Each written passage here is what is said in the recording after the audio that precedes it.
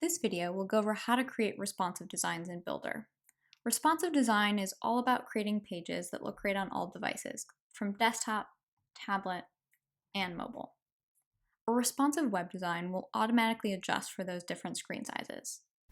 In this video, we'll dive into what responsive design looks like, aligning and positioning elements, and hard-coding widths. And of course, throughout this video, we'll share our best practices. The biggest trick you need to know in order to master responsive design in Builder is to always think in rows and columns. Let's show an example of this and use our friends over at Pladra and look at their beautiful page. It may look like a complex page with a lot of elements, and your first inclination might be to start dragging and dropping some images and text in order to emulate this design. But let's step back to look at the structure of this page. I've added some overlays in red to visualize the structure. We have a set of columns, each with a button and a background image. Below that, a row of text. And below that, a set of 3 columns, each with rows of text and an icon image. The beauty of using layouts with rows and columns is as you get to smaller screen sizes, the columns stack vertically and look great on every device. Let's go into Builder and build something similar. I'm going to start by dragging an image onto our page. And let's adjust the aspect ratio to make this a bit smaller.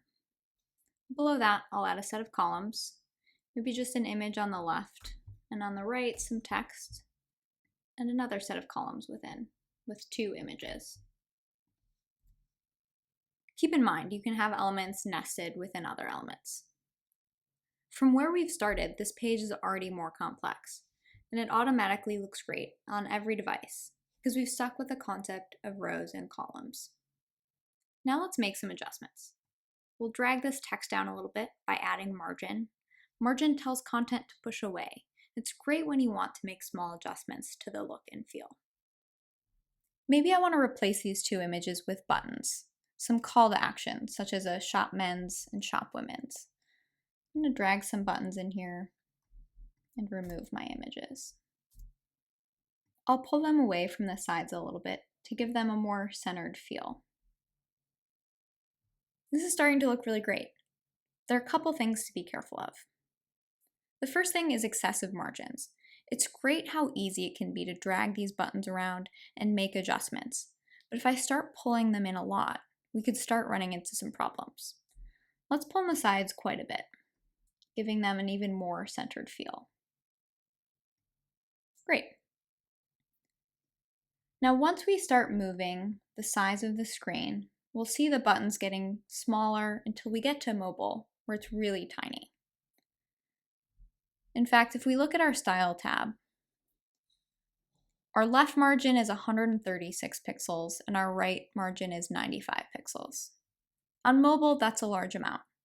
And our goal was centering the buttons, not to push them away from the sides. There are 2 approaches we could take here.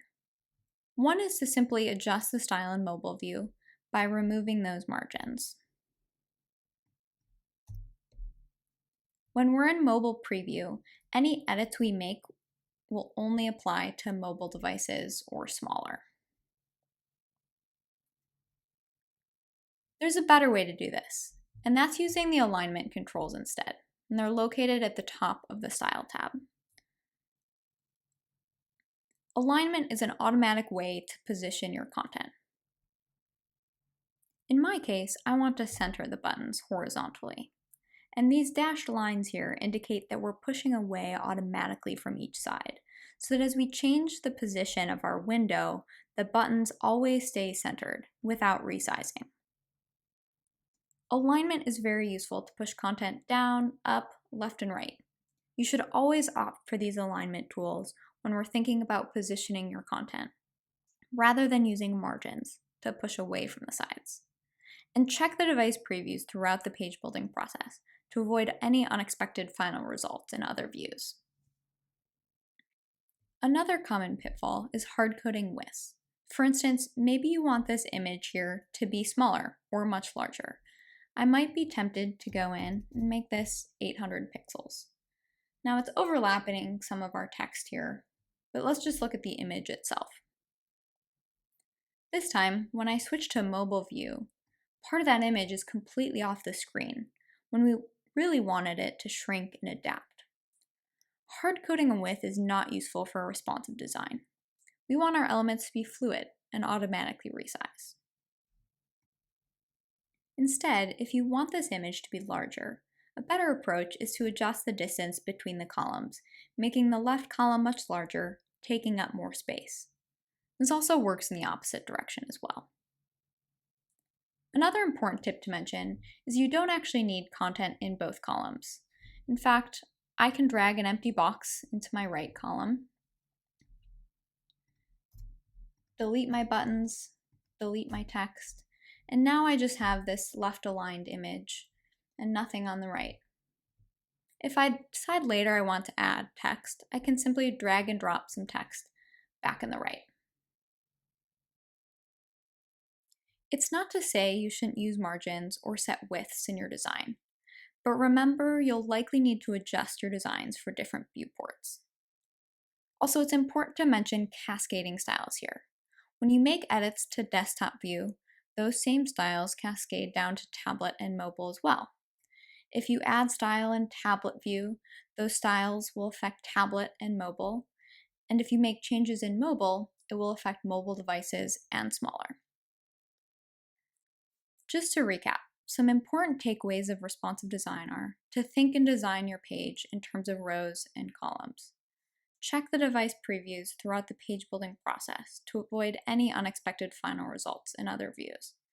And builder components are responsive by default, so utilize elements such as columns or grids, and styling such as alignment to position elements, or small margins and padding to make your site pixel perfect for all users.